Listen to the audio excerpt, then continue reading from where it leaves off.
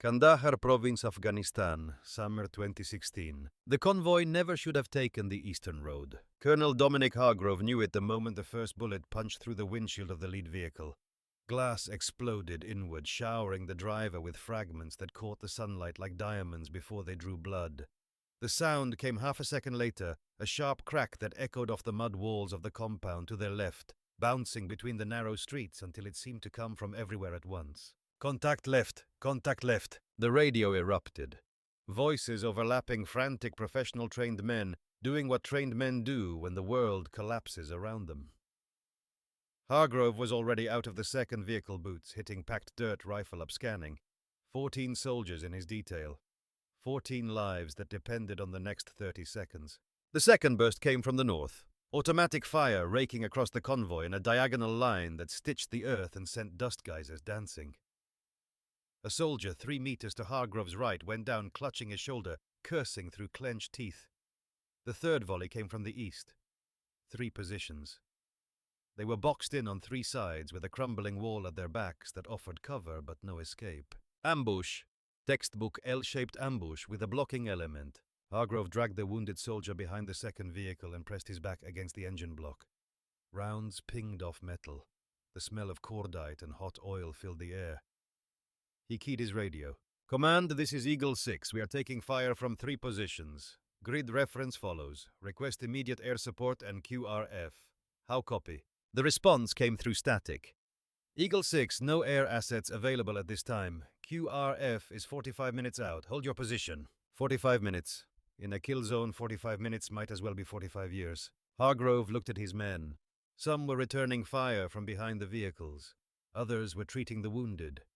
One private, barely 20 years old, was frozen against the wheel well of the third truck, eyes wide, hands shaking on his rifle. Hargrove caught his eye and nodded once. Steady, son. The private swallowed hard and raised his weapon. Then something changed. A fighter on the rooftop to the north, the one with the PKM machine gun that had been pouring fire into their position, suddenly dropped. No warning, no visible tracer. No sound that Hargrove could distinguish from the chaos around him. The man simply folded the machine gun, going silent. 2 seconds later, a second fighter in the eastern window jerked backward and disappeared from view. Then a third. This one had been moving between positions on a low wall, running in a crouch. He dropped mid-stride as if someone had cut his strings. Clean, precise, final. Hargrove scanned the surrounding terrain through his scope. Nothing. No muzzle flash, no dust signature. No glint of glass. Whoever was shooting was doing it from beyond visual range, from a distance that shouldn't have been possible. His radio crackled. Command, who is providing overwatch on our position. We have an unknown shooter engaging hostiles. The response was immediate and unsettling. Eagle 6, negative. No friendly assets are deployed to your sector. Repeat, no overwatch has been assigned to your position. A 4th enemy fighter dropped, then a 5th. Each shot was separated by exactly the amount of time it would take to acquire a new target, adjust for a slightly different range and angle, and fire. The rhythm was mechanical, almost inhuman in its consistency. In 7 minutes it was over. Every hostile position had been neutralized. Not suppressed, not scattered. Neutralized. Hargrove counted later. 9 confirmed kills, each one a single round. Each one placed with surgical precision from a direction and distance that his best estimates put at well over a mile. His team survived, all 14. The wounded soldier took a round through the deltoid clean entry, clean exit, and would keep his arm. The young private who had frozen would have nightmares for a year, but he would live to have them. Hargrove stood in the settling dust and looked out at the mountains to the south. Brown rock and brown earth stretching to a horizon that shimmered with heat. Somewhere out there, a ghost had saved their lives and vanished without a word. He never learned who it was. Command told him later it was a classified unit. Ghost operators. Call sign Viper 1. No further details available. No name, no face, no record he could access. He wrote a letter of commendation anyway, addressed to no one, thanking someone he would never meet. He kept a copy in his desk for 3 years. He never knew it was a woman. 3 years later. Arizona Defense Testing Range, present day. 5:30 in the morning. The desert is still dark, the air carrying the last of the night's cold before the sun turns it into a furnace.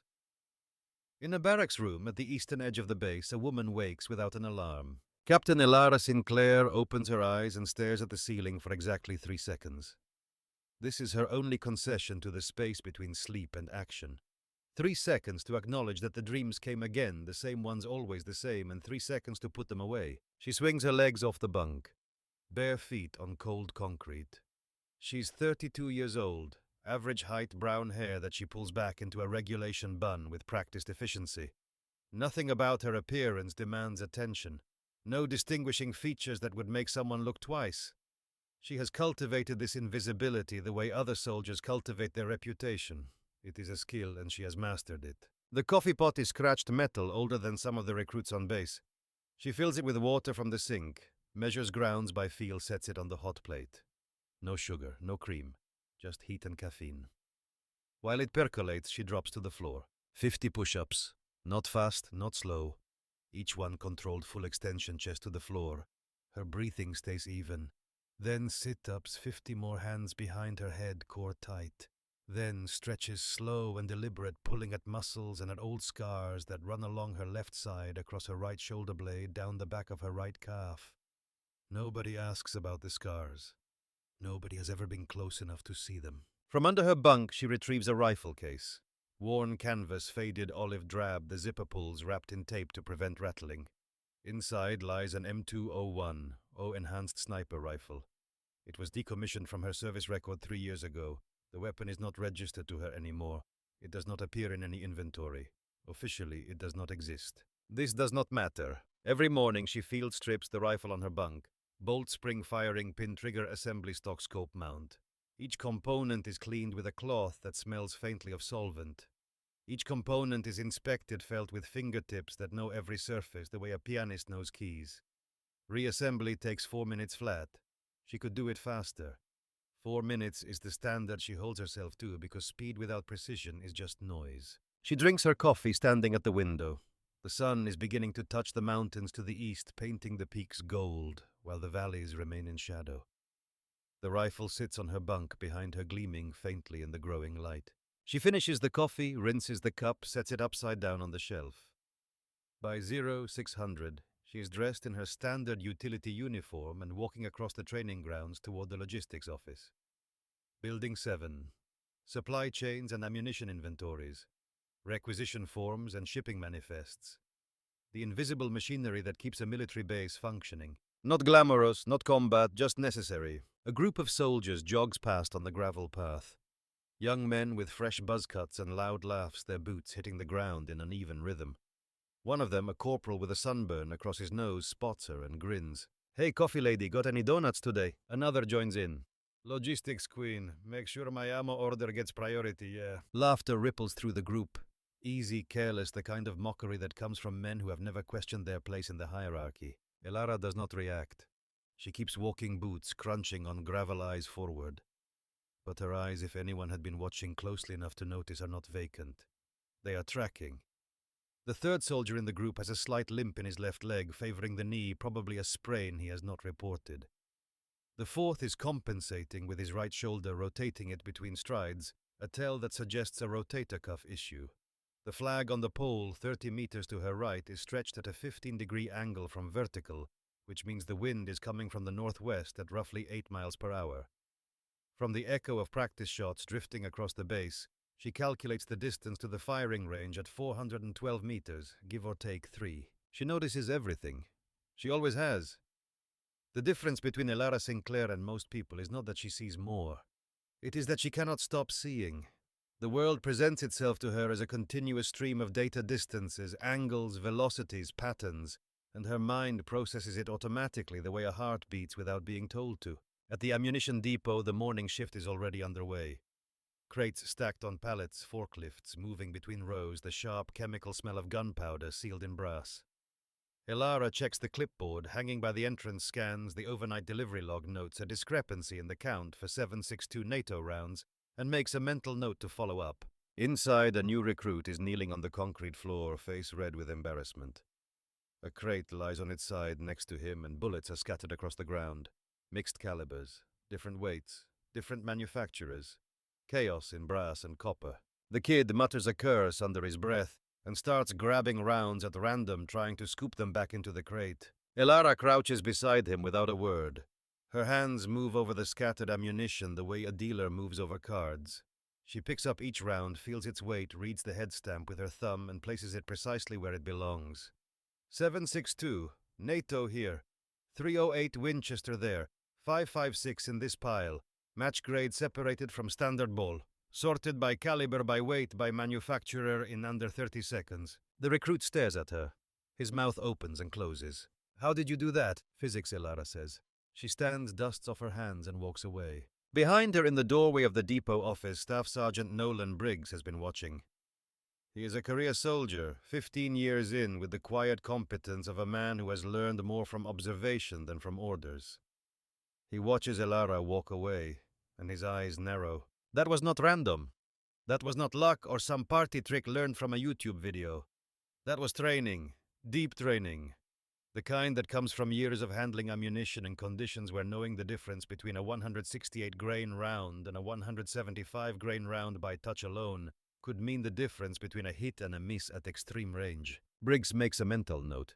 He says nothing to anyone. Later that morning, a briefing room in the operations building.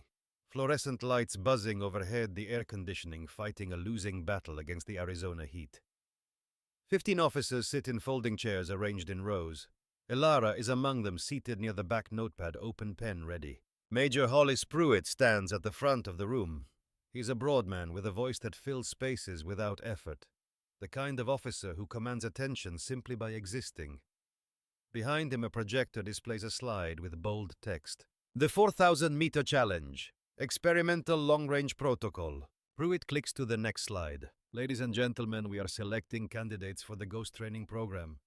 Advanced long-range engagement, extreme distance, extreme conditions. He pauses for emphasis. We are looking for the best. The next slide shows names. 13 of them. Elite snipers.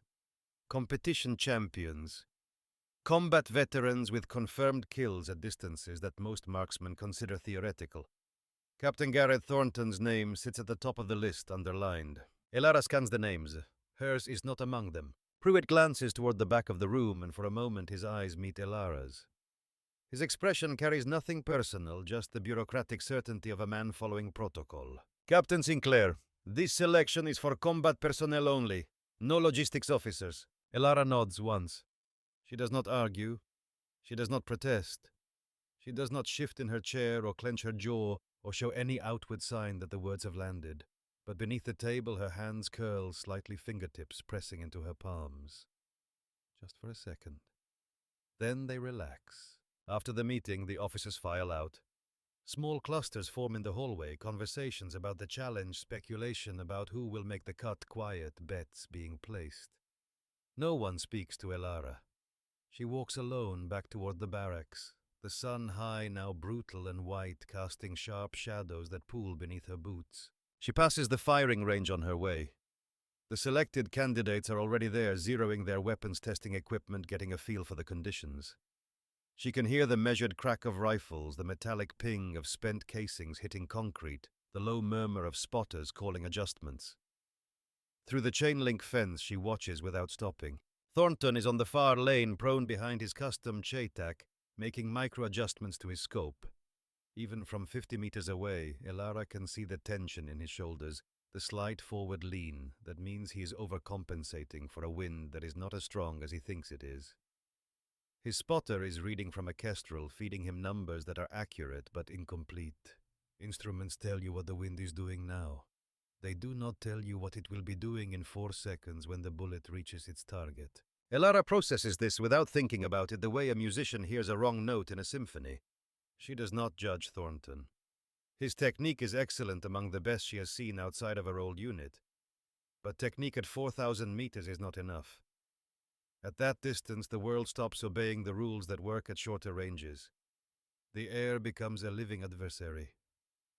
The laws of physics do not change, but their consequences multiply until even small errors become catastrophic. She knows this because she has lived in that space between the possible and the impossible for 15 years. She knows it the way a deep-sea diver knows pressure, not as an abstract concept, but as a physical reality that presses against every surface of your existence. She does not stop to watch. She keeps walking. In the barracks, she sits on her bunk in the silence.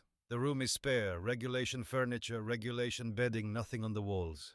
No photographs displayed. No personal touches that might invite questions or conversation. The only decoration is a crack in the concrete above the window that Elara has measured at 13 centimeters and watches grow by imperceptible fractions each season as the desert heat and cold work on the building the way time works on everything. The only personal items are in her locker. She opens it now, reaching past folded clothes and standard gear to the bottom shelf, where a small wooden box sits in the shadow.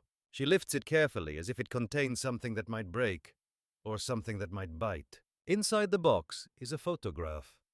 Faded, creased at one corner, the colors washed out by time and desert light. 5 soldiers in desert camouflage standing in front of a mud-walled compound with mountains rising behind them. They are smiling. A younger Elara is in the center, her arm around the shoulder of a tall sergeant with a wide grin.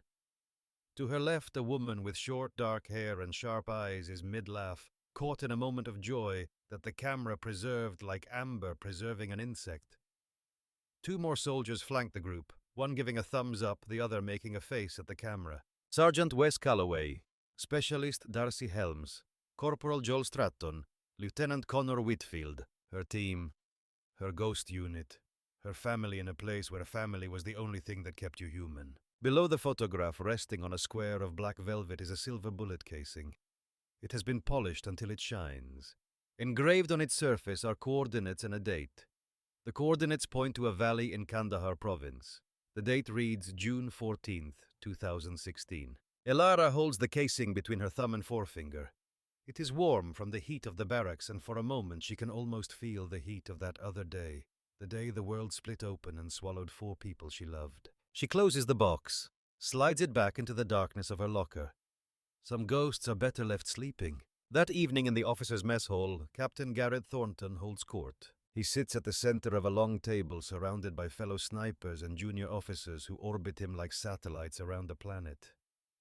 Thornton is 35, tall, lean, with the coiled energy of a man who has spent his entire adult life training his body to be still when it matters most. 87 confirmed kills, 2 consecutive military sniper championships, a reputation that precedes him into every room like a herald announcing a king. He is talking about Viper 1. You know the story, he says, leaning back in his chair. Ghost Unit Sniper active 2014 to 2017. 47 confirmed kills at ranges exceeding 1,500 meters. 17 missions with 0 friendly casualties. He shakes his head slowly, and there is something in his expression that sits between admiration and hunger. Nobody knows who it was. The records are sealed. The unit was disbanded. Lieutenant Brennan Caldwell, seated across from him, takes a drink from his glass. You think the records are real, 47, at that range? Thornton's eyes sharpen. I have studied every long-range record in this military's history. Every confirmed kill, every equipment log, every after-action report I could get my hands on. Viper 1's numbers are not just real. They are the best this country has ever produced, and nobody even knows the shooter's name. He leans forward. I have been chasing that standard for 6 years. Tomorrow, at 4,000 meters, I intend to set a new one. The table erupts in murmurs of approval. Someone raises a glass. Thornton acknowledges it with a nod, but his mind is elsewhere. Behind his confidence, behind the easy charisma and the decorated record, there is a man who measures himself against a ghost, a shadow he has never met and can never confront. Viper 1 is not just a record to Thornton. It is the proof that someone out there was better than him, and he has never been able to accept that. He does not know that Viper 1 is 200 meters away, sitting alone in a barracks room holding a spent bullet casing and remembering the dead. Night falls over the Arizona base. The temperature drops 30 degrees in an hour, the desert releasing the day's heat into a sky crowded with stars. Somewhere on the range, a coyote calls out a thin sound, swallowed by the vastness. From the officers' club, muffled laughter and the clink of glasses carry across the still air. The snipers are celebrating their selection. They have no idea what tomorrow will bring, neither does Elara. In her room, Elara lies on her bunk staring at the ceiling. The ceiling is painted government white, chipped in places where the desert dryness has pulled the paint away from the concrete. She has memorized every chip, every crack, every imperfection in the surface. 3 years of ceilings. 3 years of nights like this one. Sleep will come eventually, but not yet. It never comes easily the night before something changes. And something is changing. She can feel it the way she feels wind shifts, not through any single sense, but through all of them at once, a pressure, a tilt in the atmosphere that precedes a storm. She did not plan to volunteer tomorrow. She has spent 3 years building a life in the margins, quiet, invisible, safe. She files requisition forms and counts ammunition and eats alone in the corner of the mess hall and tells herself that this is enough, that she has earned the right to be ordinary, that there is honor in stepping back, in choosing silence, in letting the world forget what she can do. And part of that is true. There is honor in it. The kind of honor that nobody sees, which is the only kind that matters to Elara Sinclair. But the truth, she keeps in the same dark place as the wooden box, is that she has been dying slowly in Building 7. Not the dramatic death of a soldier in combat, but the quiet death of a woman pretending to be less than she is. Every morning she strips and cleans a rifle she is not supposed to own. Every morning she reads the wind and calculates distances she will never fire across. Every morning she practices being a ghost in a world that has already forgotten she was ever anything more. She thinks about Thornton's words in the mess hall. Viper 1, 47 confirmed kills.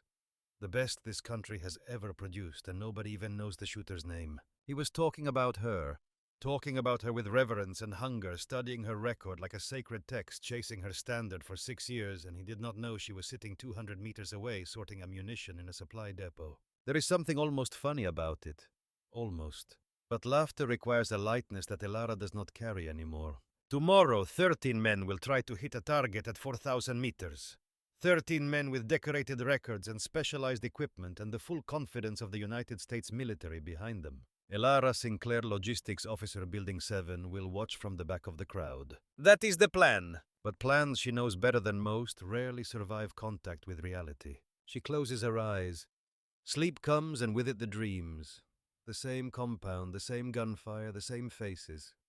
Calloway's wide grin going slack. Helms's sharp laugh cut short. Stratton's thumbs up frozen in midair. Whitfield's voice on the radio calm to the last calling coordinates he would never hear confirmed. She wakes at 5:30, makes coffee, does push-ups, strips and cleans her rifle. The sun rises, the day begins, and nothing on the surface is different from any other morning. But beneath the surface, in the place where Elara Sinclair keeps the things that matter most, something is stirring. Something old, something precise. Something that has been waiting 3 years to wake up. The long-range testing facility sits at the western edge of the base, where the desert opens its mouth and swallows the horizon. There is nothing gentle about this landscape. Red earth and scrub brush stretch toward mountains that look painted against a sky so blue it hurts to stare at. Heat rises from the ground in visible waves, bending the air, turning the distant terrain into something liquid, something unreliable. By 0800, the bleachers are full. 200 soldiers in desert utilities seated in rows along the observation platform, squinting against the sun that has already begun its assault on everything below. This is not a standard exercise. Word has spread across the base the way it always does in places where boredom and ambition live side by side. The Ghost training program, 4,000 meters, the impossible shot. General Dominic Hargrove stands at the front of the observation platform, his uniform pressed sharp despite the heat, his silver hair catching the light. Behind him, a massive display screen shows a live feed from cameras positioned downrange. The target is a steel silhouette, human-shaped, planted in the earth 4,000 meters away. At this distance, it is invisible to the naked eye. Even through high-powered optics, it shimmers and dances in the thermal distortion like a mirage trying to decide whether it exists. Hargrove addresses the assembled soldiers. His voice carries the weight of a man who has sent people to die and brought others home, and who understands that those two things are never as far apart as anyone would like to believe. This is not about ego. He pauses, letting the silence work. This is about pushing human capability to its edge. The Ghosty training program needs operators who can make impossible shots in impossible conditions, not on a range with perfect weather and no pressure, out there in the real world, where the wind lies and the heat cheats and the only thing standing between your team and a body bag is the person behind the rifle. He gestures toward the range. The gesture is almost casual, but every eye follows his hand. 4,000 meters. Variable wind. Thermal distortion affecting ballistics above 500 meters. Bullet drop exceeding 800 feet. He lets those numbers settle. One shot. Whoever makes it earns their place. A murmur rolls through the crowd. 800 feet of bullet drop. At that distance, the bullet will arc higher than a 50-story building before falling back to Earth. The flight time will be nearly 4 seconds. 4 seconds during which the wind, the temperature, the rotation of the planet itself will conspire to push that tiny piece of copper and lead away from its intended destination. 13 men step forward from the front row. They move with the particular confidence of specialist men who have spent years refining a single skill to its sharpest point. Decorated records, tournament titles, triple-digit confirmed kills. The best marksmen the United States military can assemble on short notice. Captain Garrett Thornton stands among them slightly apart, the way a lead actor stands apart from the chorus. His rifle case is custom hard-sided, bearing no insignia. His expression is the carefully composed mask of a man who has already decided he will succeed. The crowd watches in respectful silence as the first shooter takes position. He's a staff sergeant from Fort Bragg, methodical, unhurried. He lies behind a Barrett MRAD, checks wind speed with a handheld Kestrel device, enters humidity readings into a ballistic calculator strapped to his forearm. He adjusts his scope with micro-precision clicks, each one a fraction of a degree. He controls his breathing, settles into the stock. The rifle becomes an extension of his skeleton. He fires. The shot cracks across the desert, a sound that starts sharp and ends in a long, rolling echo that takes seconds to fade. The crowd leans forward. 4 seconds pass. 4 seconds of absolute silence. Then the spotter's voice, amplified through the PA system. "Miss, left 2 meters!" A collective exhale. The shooter stands, rolls his shoulders, steps back from the line. His face shows frustration, but it is controlled professional. He knows the conditions, he knows how close he was and how far. The second sniper takes his place. He is faster, more instinctive, a former Marine Scout sniper whose reputation rests on cold-bore shots, first round out of a cold barrel, no warm-up, no second chances. He adjusts his scope, takes one breath and fires. Miss right 3 meters. Third shooter, a warrant officer who has made confirmed kills at 3,000 meters in Afghanistan. He spends 90 seconds calculating before he fires. Miss high 1.5 meters. Fourth, fifth, sixth. Each one brings a different philosophy. Each one represents thousands of hours of training, hundreds of thousands of rounds fired in practice, a lifetime of learning to read wind and distance and gravity. Each one misses. The 7th shooter is a master sergeant with 22 years of service. He has made shots in Iraq and Afghanistan in places whose names he is not allowed to speak. He takes the longest to set up nearly 3 minutes of calculations, his spotter feeding him data from instruments that cost more than most civilians earn in a year. When he fires, the crowd holds its breath longer than they have for any previous shot. The silence after the crack of the rifle stretches like a rubber band being pulled to its limit. Miss. Left 1.7 meters. 1.7. The closest anyone has come. A murmur of something like hope passes through the crowd, but it dies quickly. Close at this distance might as well be miles. The 8th shooter misses high. The 9th misses right. The 10th, a young warrant officer who has won 3 consecutive service rifle championships, takes a different approach entirely. He abandons the standard firing position, adjusts his body angle, rests the rifle on a custom bipod he has designed himself. His technique is unorthodox, elegant, the product of original thinking applied to an ancient discipline. He fires with confidence. Miss. Low 3.2 meters. The crowd's energy shifts. The initial excitement fades into something quieter, something uneasy. By the 7th miss, the whispering starts. By the 10th, it is no longer whispering. The conditions must be impossible. Maybe the target sensors are malfunctioning. Maybe this whole thing is a setup.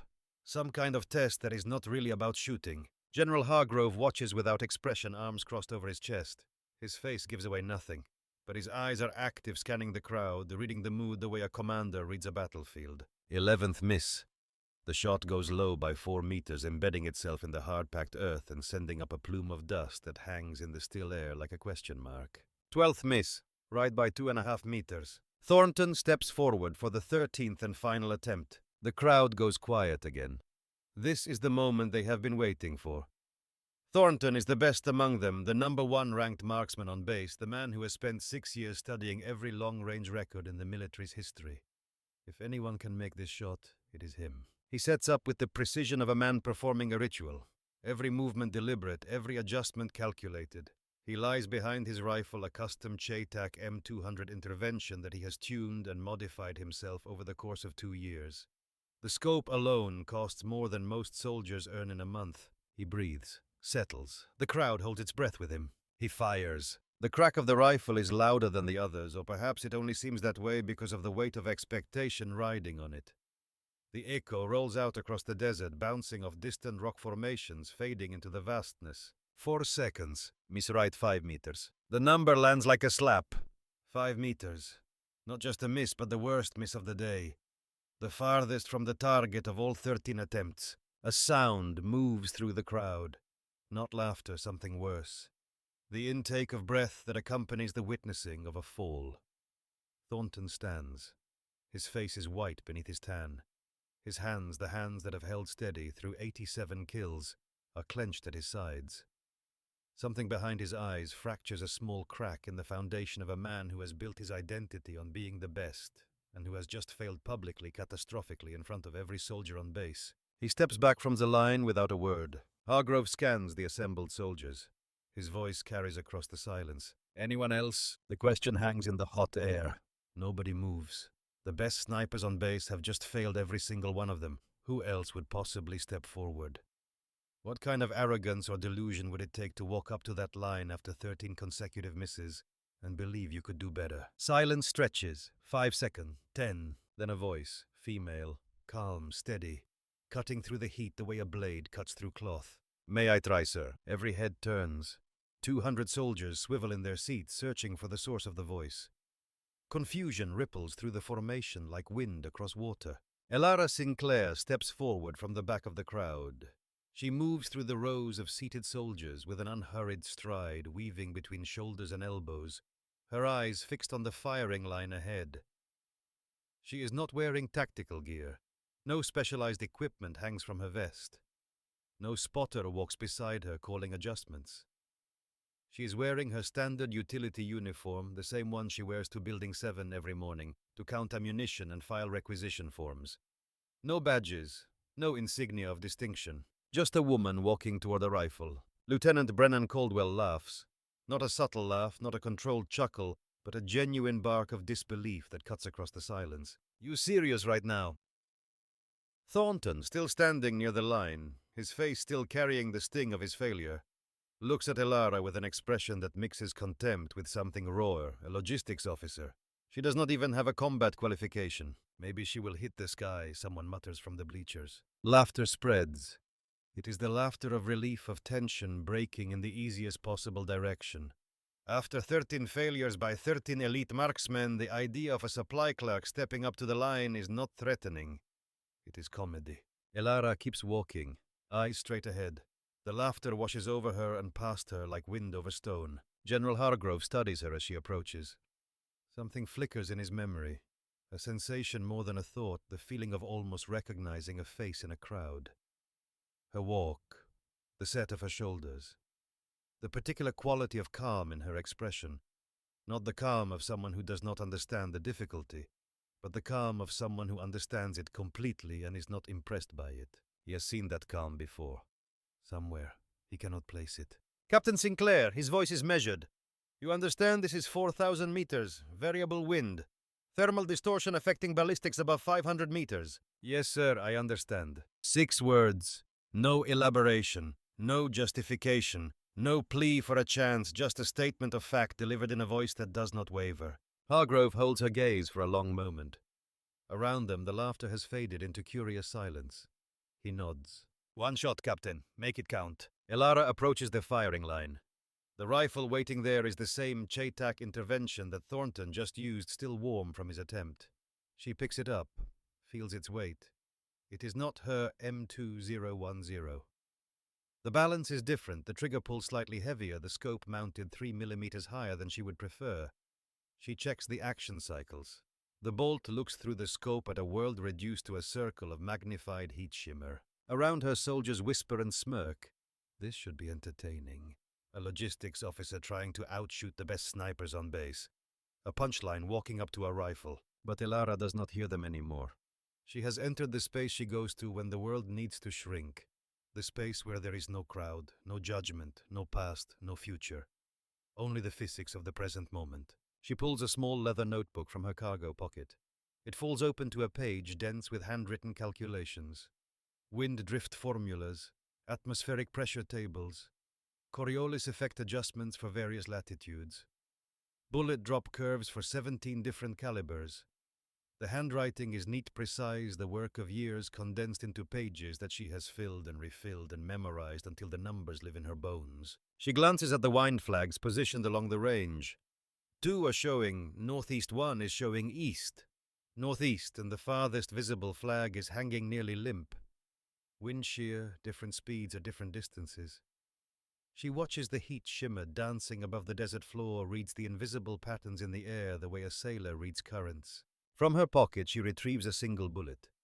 She holds it up to the light, turning it between her fingers.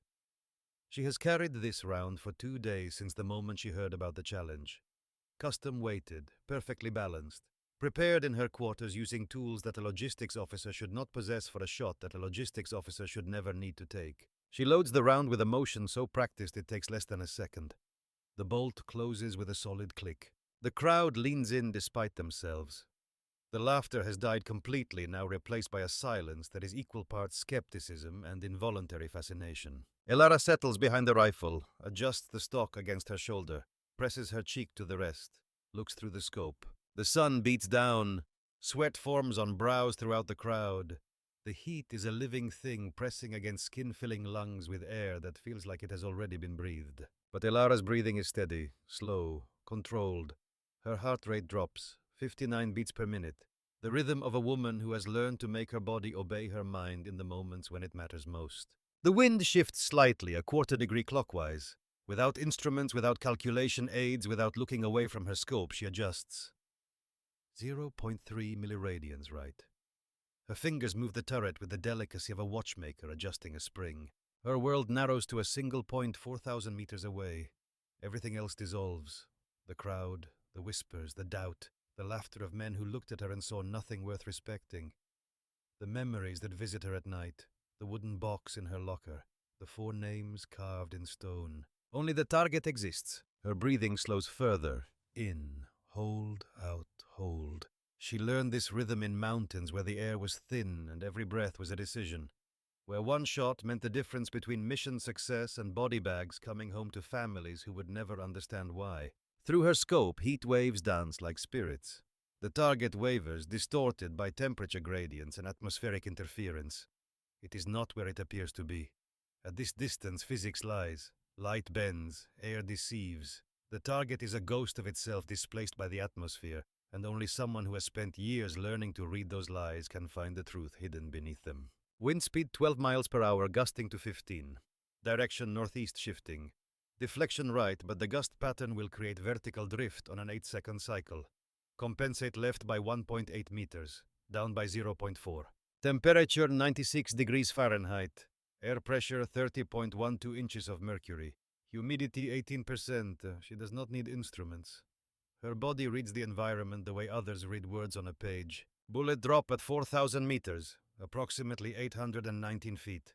Flight time 3.8 seconds at this muzzle velocity. Her mind runs the calculation faster than most people can type the numbers. Coriolis effect. The rotation of the Earth will push the bullet right at this latitude, roughly 6 inches at 4,000 meters. Adjust left. Spin drift. The rifling of the barrel will impart a rightward rotation that translates to lateral movement over distance. Another 0.3 inches. Adjust again. All of this happens in her mind in less than 10 seconds. Not calculated exactly. Felt. The numbers are so deeply embedded in her neural pathways that they arrive as instinct, as sensation, as a kind of knowledge that exists below the level of conscious thought. Her finger rests on the trigger. Not pulling, just feeling. The rifle has become an extension of her body, her intent, her will. She exhales halfway. Holds. Her heart beats once, twice. On the third beat, in the space between breaths in the fraction of a second where body and weapon and wind and gravity align, she fires. The shot cracks like thunder, breaking over a clear sky. The rifle kicks against her shoulder, a familiar violence almost comforting in its predictability. The bullet leaves the barrel at 3,000 feet per second, spinning at 200,000 rotations per minute, a tiny missile carrying her intent across 2.5 miles of hostile air. The crowd watches frozen. Some have stopped breathing.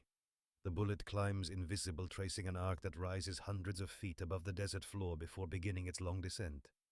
Wind catches it, pushes it right, but Elara's adjustments hold.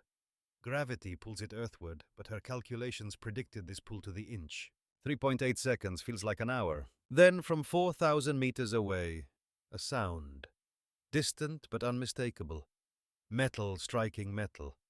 A clear, bright ring that carries across the desert like a bell. Through the spotting scope, the observation officer whispers first, as if speaking too loudly might undo what he is seeing. Impact! Then louder, his voice breaking slightly. Impact, dead center. The crowd erupts. 200 soldiers on their feet shouting, the sound crashing across the desert like a wave breaking against a rock. But the noise is distant to Elara, muffled, belonging to a world she has not fully returned to yet. She engages the safety. Sets the rifle down carefully, placing it on the mat the way you would place a sleeping child in a crib. Removes her hearing protection. Folds it neatly. Her hands are steady. Her expression is calm. She might have just finished filing a requisition form. General Hargrove steps forward. He stares at the screen displaying the target image.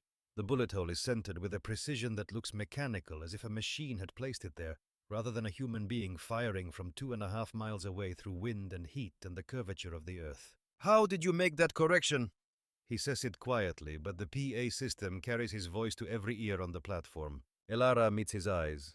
"Physics, sir. Wind right to left 14.3 miles per hour average with gusts to 15. Temperature at 96 degrees creates mirage effect at 600 meters requiring compensation. Left 1.8 meters down 0.4. Standard ballistics." Caldwell's face has gone pale. His laughter from 3 minutes ago now hangs around his neck like a weight. There is nothing standard about that shot. Elara's expression does not change. It is just math and practice. Hargrove studies her. The flicker of recognition from earlier has become a flame. He knows this voice, this calm, this absolute unshakable precision delivered without bravado, without showmanship, without any apparent need for acknowledgement. "Where did you learn to aim like that, Captain?" Elara hesitates. A fraction of a second, barely visible, but Hargrove catches it. The first crack in her composure all day. "Afghanistan, sir, 2016, Operation Silent Guardian." The name hits Hargrove like a physical force.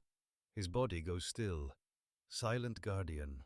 Kandahar province. The convoy. The ambush. The ghost who saved 14 lives from an impossible distance and vanished without a trace. She is still talking. "I was your overwatch." 4 words, delivered quietly, almost gently. Hargrove's eyes widen.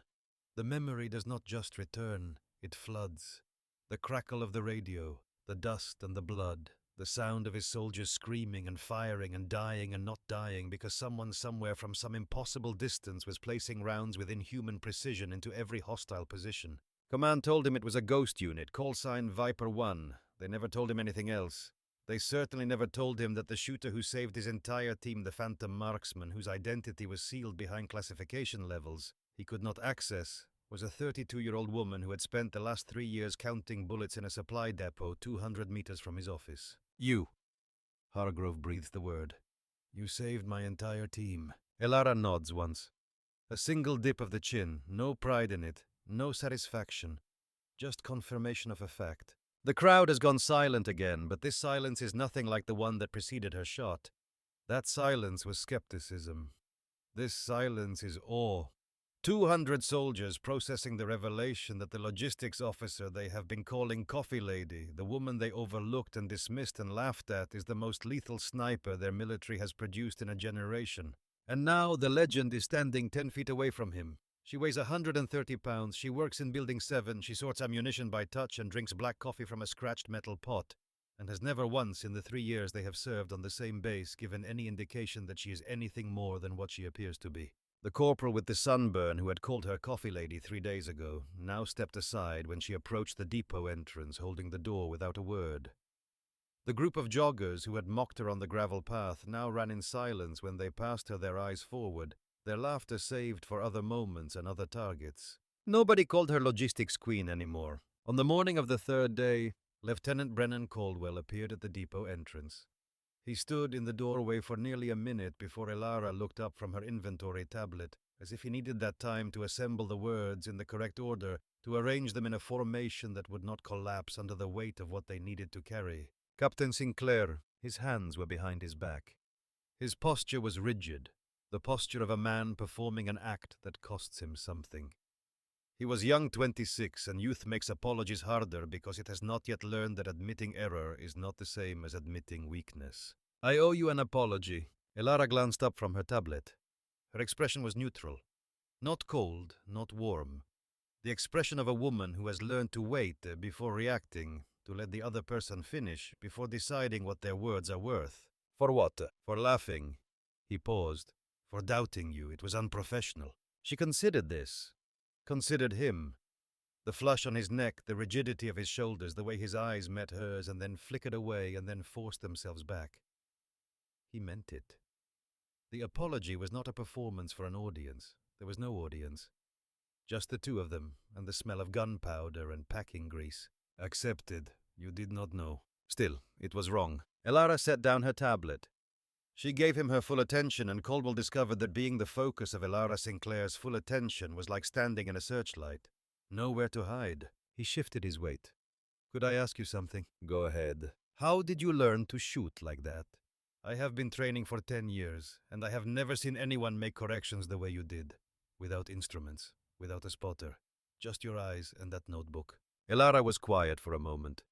When she spoke, her voice carried the particular patience of someone who has been asked this question before, perhaps only by herself in the dark, in the years when she had no one else to ask. You have been training for 10 years. I have been calculating for 15. There is a difference. Caldwell waited. Every shot is a math problem, Elara said. Wind speed, bullet drop, air density, temperature, the rotation of the earth.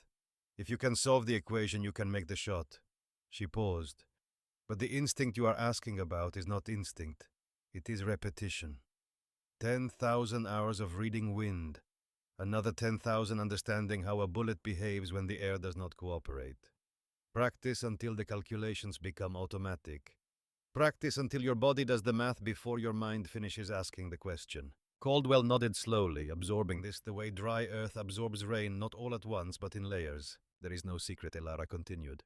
Just work. Most people want the result without the process. They see the shot and think it is talent. It is not talent, it is labor. Patient, repetitive, unglamorous labor performed in silence for years with no guarantee that it will ever matter. She picked up her tablet and returned to her inventory.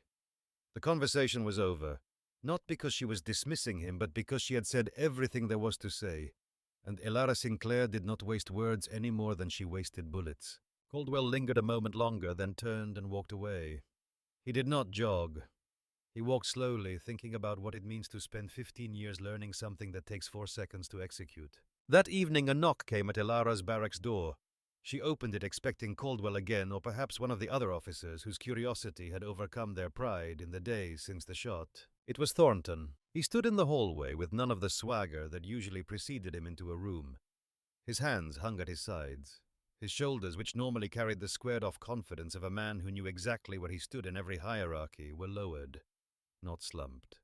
Just lowered.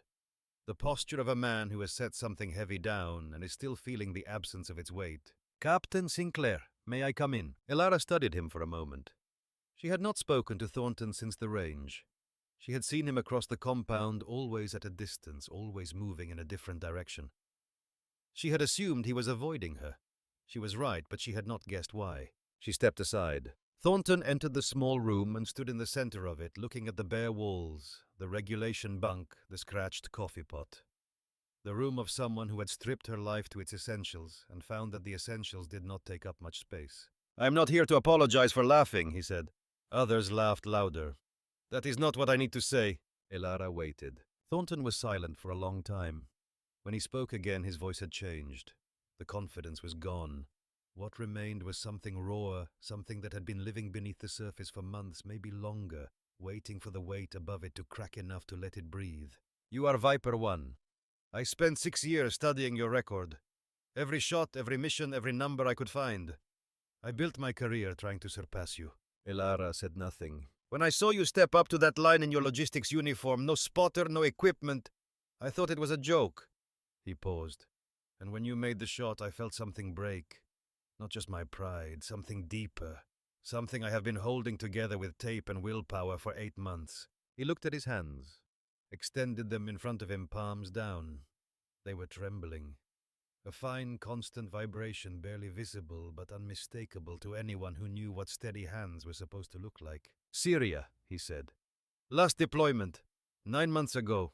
My spotter and I were providing overwatch for a convoy moving through a contested village. Intelligence identified a target on a rooftop. Male military age carrying what the thermal scope showed as a weapon. I had confirmation from command. I took the shot. He stopped, swallowed. It was not a weapon, it was a radio antenna. And it was not a hostile. It was Corporal Brannigan from 2nd Platoon who had gotten separated from his unit and was trying to signal for extraction. He was wearing local clothing as concealment. The thermal reading matched the profile. The intelligence matched. Everything matched except the truth. The room was very quiet. I killed one of our own, Thornton said. Friendly fire. The investigation cleared me. Faulty intelligence, mistaken identification, fog of war. Every official channel said it was not my fault. But my hands started shaking 2 weeks later and they have not stopped. He lowered his hands. I have been hiding it. Medication. Grip exercises, compensating with equipment. Nobody knew until that shot at the range, 5 meters off, the worst miss of the day. He looked at Elara. My hands betrayed me in front of 200 people and the only thing I could think about was not Brannigan and not my career, but you. Standing there, calm, making a shot I will never be able to make. And I realized that you are everything I pretended to be. Elara was quiet for a long time. She did not rush to fill the silence with comfort or reassurance. She understood that some words need space around them, the way some wounds need air. When she spoke, her voice was steady but not hard. You think I left combat because I was tired of shooting people. That is what I told the general. It is true, but it is not the whole truth. I left because I learned something you are learning right now. That precision is not armor, that being the best does not protect you from the things that being the best requires you to do. I made every shot perfectly in Cobble Valley and 4 of my people still died. Not because I missed. Because perfection is not enough. She looked at him directly. Your hands are not the problem, Thornton. Your hands are telling you something your mind does not want to hear. You need to talk to someone qualified, not me, a doctor, someone trained in this. That is not weakness. That is the bravest thing a soldier can do, admitting that the war followed you home. Thornton's jaw tightened. And my career. Elara considered this. There are many ways to serve that do not require lying behind a rifle. Your experience, your knowledge of fieldcraft, your understanding of what happens when a shot goes wrong, those things have value. More value than another 100 kills on your record. Thornton stood there for a moment longer. He did not say thank you. He did not promise to seek help. He did not offer any of the tidy resolutions that people offer when they want a conversation to feel finished. He simply nodded once, the way one soldier nods to another when something has been understood that does not need to be spoken, and walked out. Elara listened to his footsteps fade down the hallway. She noticed without trying to notice that his stride was slightly different than when he had arrived. Not lighter exactly, but steadier. As if something that had been clenched for 8 months had loosened by a single degree. It was not much, but it was enough to start. The next morning, dawn broke cold and clear over the memorial wall at the base's eastern edge. Polished black granite reflected the rising sun, its surface covered in the names of soldiers who did not come home. The wall faced east by design so that the first light of each new day would touch these names before it touched anything else. A small gesture of priority that the living offered to the dead. Elara stood before it alone. Her breath formed small clouds in the early morning air. The desert before dawn is a different world from the desert at noon. Cold. Still. The silence not empty but full-weighted with the presence of everything the daylight burns away. Her fingers traced 4 names. She did not need to search for them. She could find them blind. Sergeant Wes Calloway. Specialist Darcy Helms, Corporal Joel Stratton, Lieutenant Connor Whitfield. The memories came. She did not invite them, but she did not resist them either. She had learned that resistance only makes them stronger. Cobble Valley. 3 months after Kandahar. 3 months after she had saved Hargrove's convoy, without him ever knowing her name. A different mission. A different valley. Her team this time. Not strangers she was protecting from a distance, but the people she ate with, trained with, laughed with, the people who knew her real name and her real self in a world where both were classified. 8 operators. Ghost Unit 7. Deployed on intelligence that promised a lightly defended weapons cache in a narrow valley 60 kilometers south of Jalalabad. The intelligence was wrong. The cache was bait. The valley was a kill box. They walked in at dawn, moving in 2 fire teams of 4. Whitfield led the first team. Calloway had pointed his long stride, eating up the rocky ground, his head on a constant swivel. Behind him, Helms moved with the quiet efficiency that had earned her the call sign, Whisper. She was the team's communications specialist, but she could outshoot half the snipers in the regular army and never mentioned it. Stratton brought up the rear of the first team compact and watchful, the kind of soldier who noticed tripwires and pressure plates the way other people notice street signs. He was 24 with a wife back home in Virginia who sent care packages that always included homemade beef jerky the entire unit fought over. Elara was on overwatch, 1 mile south on a ridge that gave her a clear line of sight to the valley floor. She had been in position since 0300, lying in a shallow depression. She had scraped out of the rocky soil, her rifle resting on a bipod, her scope covering the approach route. 4 hours of waiting. 4 hours of reading the wind, watching the shadows change as the sun crept over the mountains, memorizing every fold in the terrain. She saw the ambush before it started. A flash of movement on a ridgeline that should have been empty. A pattern in the rocks that was too regular to be natural. She keyed her radio to warn them, but the first shots came before the words left her mouth. The valley erupted. Gunfire from 3 sides, twice the force they had been briefed to expect. Her team scattered for cover, returning fire immediately, their training taking over in the space between heartbeat and thought. Through her scope, Elara watched it unfold with the terrible clarity of someone who can see everything and touch nothing. She watched Calloway take cover behind a rock that was too small to protect him. He pressed his back against it and made himself as compact as possible, his rifle up, returning fire in controlled bursts. He had always been the loudest one in the team, the one with the biggest laugh, the one who told jokes during briefings, until Whitfield threatened to have him reassigned to a desk. Now his face was blank with concentration, every ounce of his considerable personality channeled into the single task of staying alive. She watched Helms return fire from behind a low wall, moving between positions with fluid economy. Helms never wasted a round, never fired without a target. Her discipline under fire was something Elara recognized because it mirrored her own, the calm that comes not from absence of fear, but from a decision renewed in every moment that fear will not be allowed to interfere with the work. She watched Whitfield, always the leader, always the steady voice on the radio calling coordinates and directing fire with an authority that turned chaos into order. He had a gift Elara had never seen in another officer. He could look at a bad situation and find the one narrow path through it, not around it, not away from it, through it. He saw solutions the way Elara saw ballistic trajectories, with a clarity that was almost mathematical. Elara fired. Her first shot took out a machine gunner on the eastern ridge who had pinned down Calloway's position. The second dropped a spotter, directing fire from a concealed position in the rocks. The third and fourth came in rapid succession, 2 fighters moving along the northern wall who were trying to flank Whitfield's team. She fired and fired and fired. Each shot a calculation. Each calculation a life saved or a life taken. 12 hostiles fell in 43 minutes.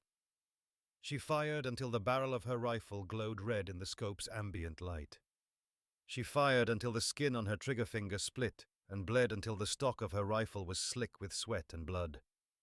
She fired until her hands cramped and her vision blurred, and the recoil had bruised her shoulder so deeply the skin turned black. And she watched them die anyway. Calloway went first. A round caught him as he moved between cover, hitting him in the gap between his body armor and his hip. He went down hard, tried to crawl, and a second round found him before Elara could find the shooter. Through her scope, she saw his hand reach out toward nothing, then go still. Helms was next. She had moved to help Calloway, and was caught in a crossfire that Elara's position could not fully cover. 2 shooters from different angles firing simultaneously. Elara killed one. The other fired first. Stratton died trying to reach Helms. He ran across open ground that he must have known was suicide, but he ran anyway because that was who Stratton was. He made it 4 steps. Whitfield lasted the longest. He held his position, directed the surviving team members, called in the extraction coordinates, and kept fighting until the rescue helicopters appeared on the horizon. He was hit in the chest 60 seconds before the first helicopter touched down. He died on the medevac, still giving orders, still trying to lead his team home even as his body gave out beneath him. Elara killed 12 men that day. 12 precise shots. 12 problems solved with physics and repetition, and the cold mathematics of survival. But 4 of her 8-person team died.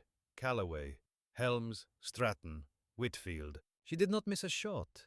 She did not hesitate. She did not make a single error in calculation or judgment. She performed with absolute perfection, the kind of perfection she had spent her entire career pursuing, and 4 people she loved still died. That was the wound. Not guilt over a mistake, not the torment of what she could have done differently. The wound was the discovery that perfection is not enough, that you can do everything right, every calculation, every adjustment, every breath and heartbeat timed to the millisecond, and the world will still take people from you. That the math does not care about love, that physics does not negotiate with grief. That was why she left. Not because she was broken, not because she was weak, because she understood in a way that most people never have to, that there are limits to what precision can save, and living with that knowledge while holding a rifle was more than she could bear. She pressed her forehead against the cool granite. The stone smelled of nothing. It was too clean for that polished and maintained a surface designed to hold names forever, a permanence that the people it commemorates were denied. "I am sorry," she whispered it. The words were not for the living. They were for Calloway, who would have laughed at her apology. For Helms, who would have told her to stop being dramatic. For Stratton, who would have punched her shoulder and changed the subject. For Whitfield, who would have said something wise and true and infuriating. Behind her, footsteps crunched on gravel. She did not turn. She knew who it was. Hargrove stood beside her. He looked at the names. He did not speak for a long time, and in that silence there was more understanding than most conversations contain in an hour. "I read the full report," he said finally. "Cobble Valley, 3 months after you saved my team at Kandahar. Your Unit 8 operators walked into compromised intelligence. You held Overwatch alone for 43 minutes against overwhelming numbers, and 4 of them still died. The other 4 survived because of you. 14 of my soldiers are alive because of Kandahar. 18 lives Sinclair. 18 people who went home to their families because you were on that ridge." Elara's jaw tightened. A muscle in her cheek flexed and released. "Math does not make it hurt less," Number Hargrove agreed quietly. "It does not." They stood together in the cold morning light. 2 soldiers who understood that victory and loss are not opposites, but partners, that they walk side by side through every battle, and that the people who carry both learn to move differently through the world, more carefully, more quietly, with a weight that others can sense but never fully understand. "Why did you come back?" Hargrove asked. "To this life. You could have stayed in logistics. Safe, quiet, hidden." Elara finally looked at him. Her eyes were dry. Whatever grief lived in her did not express itself in tears. It expressed itself in the steadiness of her hands, in the precision of her aim, in the decision to wake up every morning and strip a rifle she no longer carried into battle. "Because those 4 did not get a choice. They would want me to keep going, keep training the next generation. Make sure fewer names end up on this wall." Hargrove nodded. "That is why I asked you to lead the program." "I know." "The ceremony is in an hour." "I know that too." She took a deep breath, stepped back from the wall, straightened her uniform, wiped her eyes quickly, a gesture so brief it might have been the wind. "They would have been proud of that shot," Hargrove said. A ghost of a smile crossed Elara's face, the first real warmth Hargrove had seen from her. Calloway would have said I took too long calculating. Helms would have complained about the heat. Stratton would have made a bet about the exact impact point. And Whitfield, the smile faded. Whitfield would have told me to stop living in the past. Good advice. He was full of good advice. She touched the wall one last time, her palm flat against the stone over the 4 names. Did not take enough of it himself. The wind picked up, carrying desert dust and the faint scent of creosote. The flag nearby snapped in the breeze, its fabric popping with a sound like a distant gunshot. Elara did not flinch. She had learned to distinguish between sounds that mattered and sounds that merely reminded her of things that mattered. She took a deep breath of the cold morning air, held it, released it slowly. The same breathing pattern she used behind the rifle. In. Hold. Out. Hold. It worked for controlling heart rate before a shot. It worked for controlling grief at a memorial wall. The body does not know the difference, it only knows rhythm. She walked back toward the main compound. The sun was fully up now, burning away the last of the morning chill, transforming the desert from silver to gold, to the harsh bleached white that would dominate until evening. Soldiers were moving between buildings, beginning their day carrying the ordinary business of military life that continues regardless of ceremonies or revelations or the private grief of women who stand alone before granite walls at dawn. That afternoon, General Hargrove summoned her to his office. The room occupied the second floor of the operations building, a corner space with windows that looked out over the training grounds to the east and the desert to the west. The decoration was Spartan, an American flag in the corner, its fabric slightly faded from the sun that poured through the glass each afternoon. Photographs on the walls, not of Hargrove receiving medals or shaking hands with politicians, but of operations, teams in the field, helicopters against mountain skylines, faces of soldiers, some smiling, some not, some no longer alive to do either. Hargrove stood when she entered. "At ease, Captain. Sit." Elara sat, back straight, hands folded. Hargrove opened a desk drawer and removed a small wooden box. He placed it on the desk between them. The box was similar to the one Elara kept in her locker, the same type of simple wooden container that the military uses for things that matter more than their packaging suggests. "I did some checking," he said. His voice had the careful cadence of a man who has rehearsed what he wants to say and decided to abandon the rehearsal in favor of honesty. Ghost Unit 2014 to 2017. 47 confirmed kills at ranges exceeding 1,500 meters. 17 missions. The unit was disbanded after Kabul. Most operators were reassigned to other special operations teams. But you. He leaned forward slightly. You requested transfer to logistics. Of all the assignments available to an operator with your record, you chose to count bullets in a supply depot. The honesty she had given him at the memorial wall still hung between them. He did not ask why again. He already knew. But the weight of the answer sat in the room like a third person present and unavoidable. He opened the box. Inside, resting on dark fabric, lay a medal. Simple, unadorned. No eagle, no star, no wreath. Just a circle of brushed silver with a single word engraved on its face. Service. On the back, smaller text, for those who serve in silence. "This is not official," Hargrove said. "You will not find it in any catalogue. It does not correspond to any approved commendation in the Department of Defense Registry. There will not be a press conference. There will not be a parade. Ghost operators do not receive those things.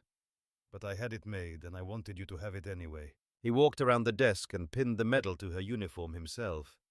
His hands were steady, practiced, but there was a gentleness in the gesture that had nothing to do with military protocol and everything to do with one human being honoring another. He was careful with the pin, careful not to prick her, careful in the way that matters most, the way that says this means something to me too. For service above and beyond, for saving lives in silence, for 18 people who went home to their families because you were on a ridge with a rifle and the skill to use it. Elara touched the medal with her fingertips, felt its weight against her chest. It was lighter than a bullet. It was heavier than anything she had carried in years. "Thank you, sir." Hargrove returned to his chair. "There is something else." He slid a folder across the desk. "Manila. Unmarked. We are rebuilding the Ghost Unit. New parameters, new mission profiles, new operators. We are calling it Project Phantom. Same concept, elite operators, impossible missions, zero acknowledgement." Elara opened the folder. 5 dossiers. Photographs clipped to the upper corners. Young faces. 3 men, 2 women. Eager eyes and strong jaws, and the particular brand of confidence that comes from being good at something and not yet knowing how little that matters when the world decides to test you for real. "These are my students, your team. You will train them, lead them, shape them into something this military has never seen before." Elara studied the faces. So young, so certain of themselves, so unaware of what real combat costs. "When do I start?" "Tomorrow. One condition. Name it. If I take this, I run it my way. No politics, no press, no glory. We succeed in shadows, or we do not succeed at all." Agreed. She closed the folder, stood, saluted. As she reached the door, Hargrove called out, "Captain Sinclair." She turned. "For what it is worth," he said.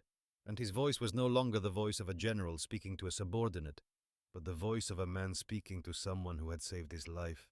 "I'm sorry it took me this long to see you." Elara's expression softened. "Not much. A degree, a fraction. The way stone softens when light hits it at the right angle, not changing its nature, but revealing something that was always there beneath the surface. You see me now, sir. That is what matters." She left.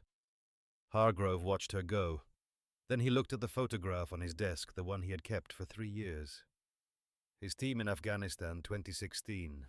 14 soldiers standing in the dust, squinting at the camera, alive. All of them alive because of a ghost they never met until now. An hour later, the parade ground filled with soldiers in dress uniforms. The ceremony was small. No media, no civilians, no politicians making speeches about sacrifice they had never experienced. Just military personnel who understood what this moment represented without needing it explained.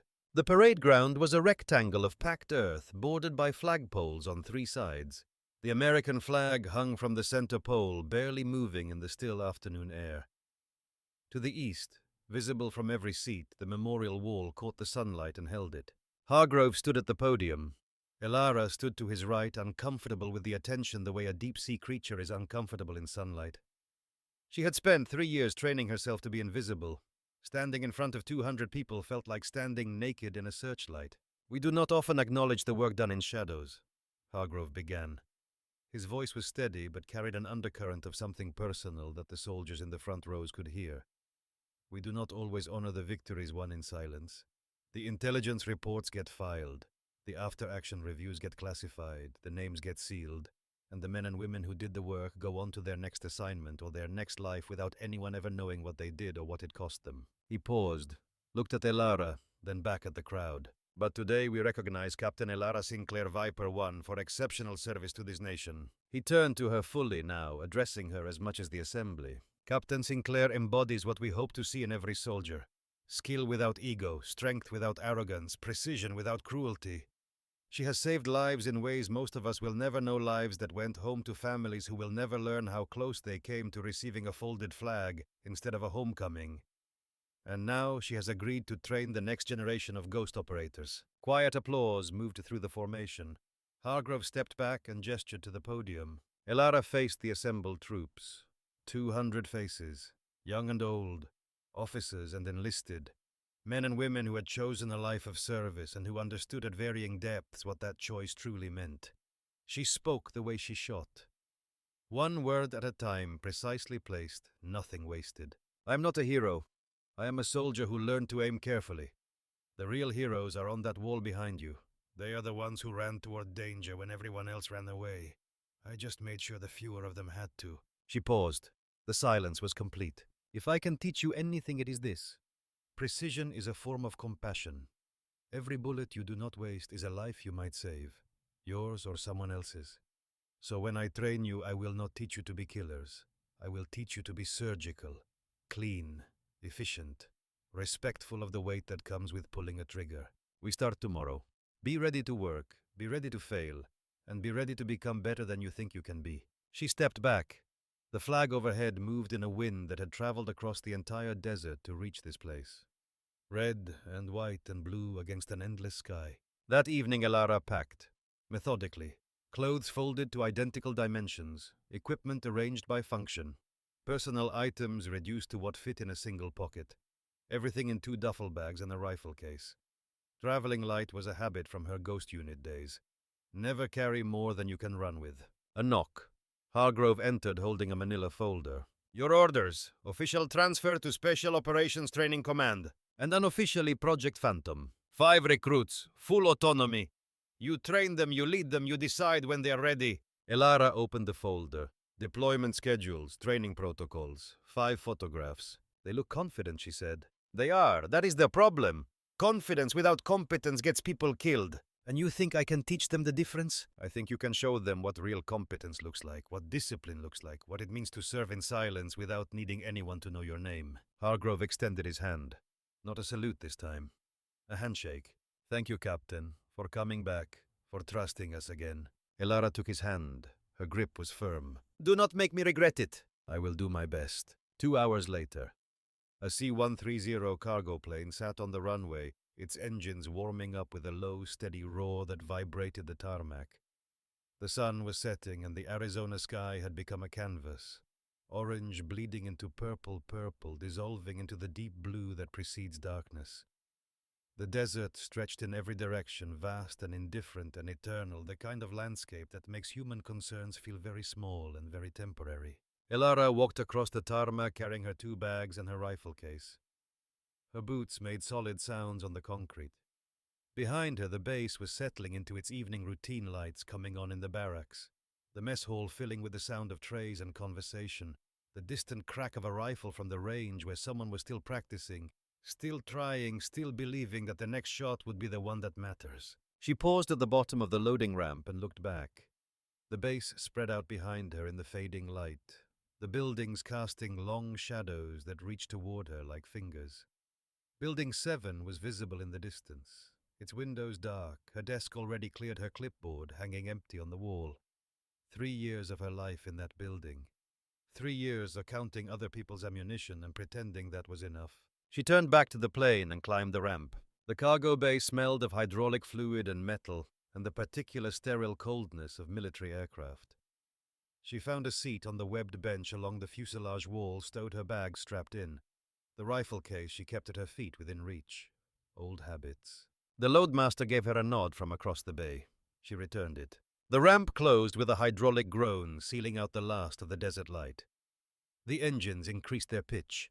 The aircraft began to taxi slow at first, then faster, the runway lights blurring past the small windows. From her pocket, Elara removed the bullet casing. Silver, polished, engraved with coordinates that pointed to a valley where 4 people she loved were buried in the earth and 4 names were carved in granite 6,000 miles away. She held the casing up. The last light filtering through the window caught it, and for a moment it glowed warm and bright, a tiny star held between her fingers. She thought of Calloway, who would have made a joke about the accommodations on the C-130. She thought of Helms, who would have been asleep before the wheels left the ground, her ability to sleep anywhere a source of constant envy. She thought of Stratton, who would have been writing a letter to his wife the way he always did before a deployment, folding it carefully and tucking it into his vest pocket. She thought of Whitfield, who would have been reviewing the mission brief one more time, running scenarios, finding the path through. They were with her. They were always with her. Not as ghosts, not as hauntings, but as the 4 pillars that held up the architecture of who she had become. Every calculation she made carried their fingerprints. Every shot she would ever fire would be aimed in part by what they had taught her. And every recruit she trained from this day forward would carry a piece of them without ever knowing it. Then she tucked the casing back into her pocket over her heart, where it had rested for 3 years, and would rest for as long as she carried it, which would be forever. She opened the folder on her lap. 5 dossiers. 5 recruits waiting at a facility she had never seen to begin a training program that would push them past everything they thought they knew about themselves. She turned the pages slowly. 3 men, 2 women, all young, all talented, all carrying the particular confidence of people who have excelled at everything they have attempted and have not yet encountered the thing that will teach them humility. The first recruit was a former college wrestler from Montana who had transitioned to special operations with the highest physical fitness scores in his class. Strong, aggressive, the kind of soldier who solved problems with force and had never considered that force might not be the answer. He would need to learn patience. Elara could teach patience. She had spent 4 hours lying in a scrape on a ridge in Afghanistan waiting for a shot that lasted less than a second. The second was a signals intelligence specialist who had shown exceptional aptitude for pattern recognition. Quiet, analytical, the kind of mind that sees systems where others see chaos. He would need to learn to trust his instincts when the systems fail. Elara could teach that too. The third was a combat medic with 2 tours and a Silver Star. He had seen what bullets do to human bodies and had chosen to stay anyway. He would understand the weight of the trigger better than the others. He might understand it too well.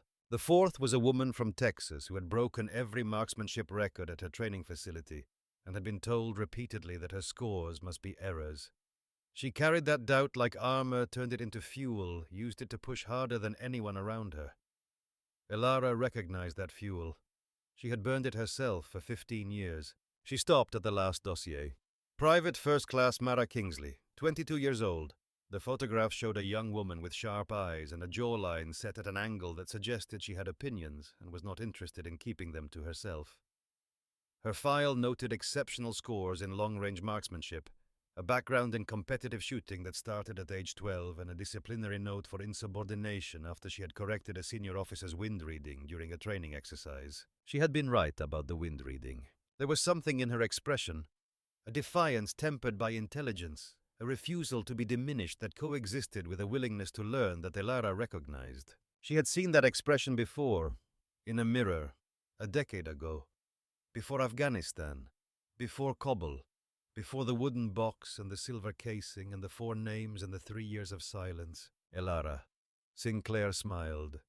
It was a small smile, barely a movement of the lips, but it reached her eyes for the first time in this story, and it transformed her face from stone to something warmer, something that remembered what hope felt like and was willing cautiously to feel it again.